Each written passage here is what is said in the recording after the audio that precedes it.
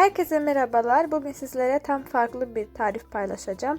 Hem kolay hem lezzetli hem de besleyici bir salata.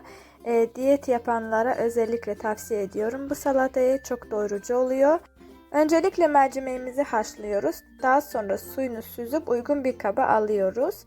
2 su bardağı yoğurt ekliyoruz. Belirtmek isterim ki ölçüleri azaltıp veya çoğaltabilirsiniz.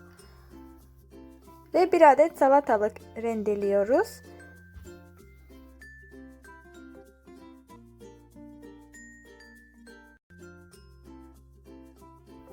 Tuz ve nane ekliyorum.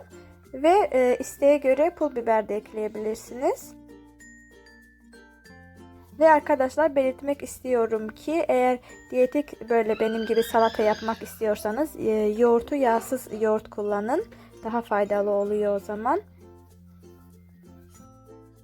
Üzerini de süslemek için ceviz kullandım. Siz isteğe göre kullanmayabilirsiniz. Böyle arkadaşlar, salatam hazır. Mercimekli yoğurtlu salatam hazır.